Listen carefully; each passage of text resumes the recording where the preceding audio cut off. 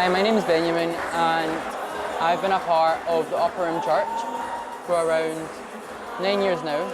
I've joined this church since 2016 at the age of 6.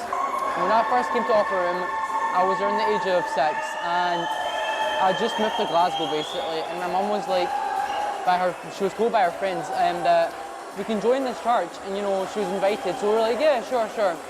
And when I first came to Upper Room, I met so many nice people, such as like the White family, the Kurtika family. And the first lesson I was learned was in the kids' room was like, love your enemies as your neighbour. A big shift in the relationship with me and God. Over the years, I've been a Christian. It's been really difficult, but it's been really good at the same time. I had times where I would feel like giving up on God and not being enough for Him. And I remember to myself, why would I give up on God when He's seen every mistake I've made? And there was this day where I was just sitting and I felt God speaking to me. And He said to me, I had these in my notes actually, I can read it, hold on. I'm just going to read it with the notes. I had this day and God said to me, we must come to recognize that God is an unlimited supply and that everyone has access to Him. God does not run out of blessings and God can change our everyday lives. God has seen the mistakes we've made every day and hasn't given up on us. So I want to preach that God is a testimony and that all things are possible with Him. And whenever you feel like God isn't there, just know that God has a plan, purpose and path for you in your everyday life. There may be times where you don't feel enough for God or you feel like you're not putting enough effort in, but that doesn't mean that God doesn't love you.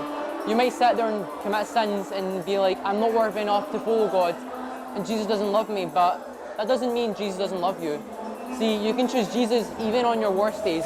You don't have to choose Him on your good days, you can choose Him in your worst days as well. So, 3 words I'd use is definitely friendly, very supportive and really reassuring. People who can always be there for you, If you need something, you have people like Hoddy, you have Cindy, Carol, you have all these people who have been here for years and they will be there, and Lindsay, and I have so many names I can say, but these people will always be there for you, they'll always pray for you, they'll always reassure you. For me, when I reached the age of 11, so like when COVID hit and it was like 2021 we came back, I think that was a year I struggled a lot because I lost a lot of my friends after COVID in church and there was no teenagers for me to really be friends with, and my dad also died and it was really hard for me, but that didn't stop me from believing in God. And over the years, as I kept trying my best, I started to socialise more, I started to do evangelism, I even gave my life to Christ and got baptised, and God told me just how good it could get and that He had a plan for me. Well, being a part of this church has been really a big blessing to me. It's shown me how I can be, what's the word for it? How I can share my faith to others and how I can show them what God's really about and what Jesus is about. And how I'm not ashamed of loving Jesus. Some people could be like, why are you a Christian? Why do you have such big faith in it?